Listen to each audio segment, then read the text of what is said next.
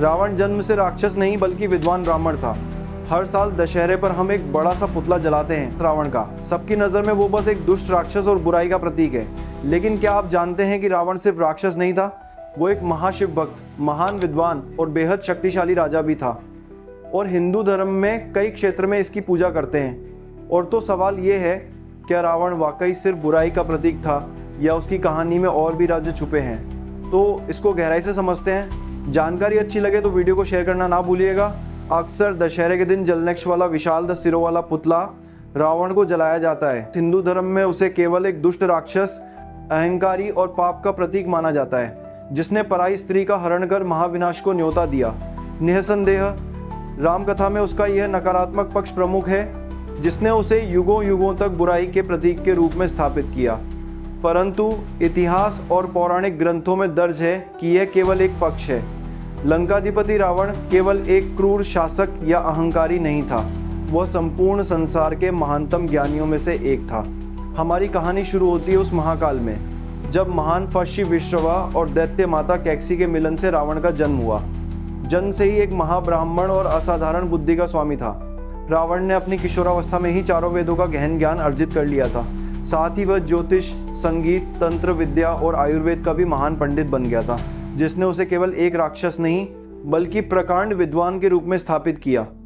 अपनी ज्ञान और बल की प्यास बुझाने के लिए उसने वर्षों तक घोर तपस्या की और भगवान शिव को प्रसन्न कर उनसे अतुलनीय शक्तियां और वरदान प्राप्त किए, जिसके बल पर वह त्रिलोक विजेता बना। यही उसने शिव तांडव स्तोत्र की रचना कर अपनी भक्ति का सर्वोच्च प्रमाण दिया। उसने ज्ञान और सिद्धियों के बल पर जो ऊंचाई प्राप्त की वह शायद ही किसी और ने की हो, मगर उसकी यही अपार शक्ति, सत्ता का मद और अहंकार अंततः उसके पतन का कारण बना।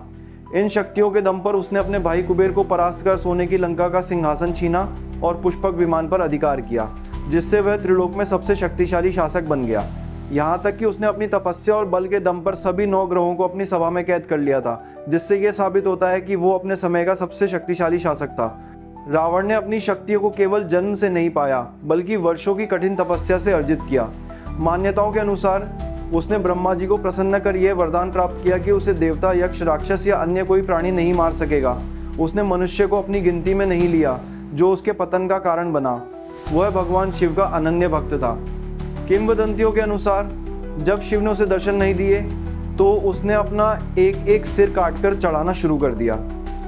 जब 9 सिर काटने के बाद 10वां सिर काटने वाला था तो उसकी इस भक्ति से प्रसन्न होकर शिव ने उसे वरदान दिए थे और उसके 9 कटे हुए सर उसको वापस कर दिए। तो उसे दशानन का नाम मिला। जब उसने भगवान शिव को प्रसन्न करने के लिए तपस्या की और अपनी शक्ति से तीनों लोकों पर अधिकार कर लिया, तब उसे रावण नाम मिला।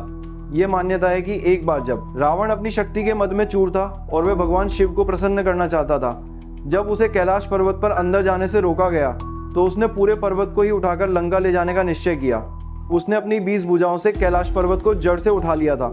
रावण में ऐसे कई गुण और उपलब्धियां थीं जिनके कारण कुछ समाजों में उसे सम्मान दिया जाता है या विशिष्ट कारणों से उसकी पूजा की जाती है। रावण की वे खासियतें जो उसे पूजनीय बनाती हैं।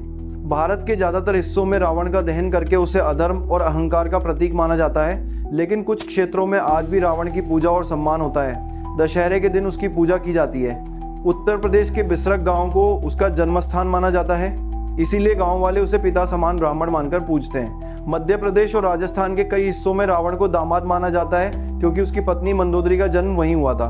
दक्षिण भारत के कर्नाटक और तमिलनाडु में रावण को महाशिव भक्त और वेदों का महान ज्ञाता समझकर उसका आदर किया जाता है। आंध्र प्रदेश और तेलंगाना के कुछ समुदाय उसे ज्योतिष और तंत्र मंत्र का महारथी मानकर सम्मानित करते हैं। इस तरह रावण एक ऐसा चरित्र है जिसे एक और राक्षस राजा के रूप में दहन किया जाता है, तो दूसरी ओर ज्ञान, भक्ति और परंपरा के कारण कुछ जगह उसकी पूजा भी की जाती है। इतिहास से रोचक जानकारी अच्छी लगी हो तो वीडियो को अपने दोस्तों, परिवारों में ये जानकारी जरूर पहुंचाइएगा।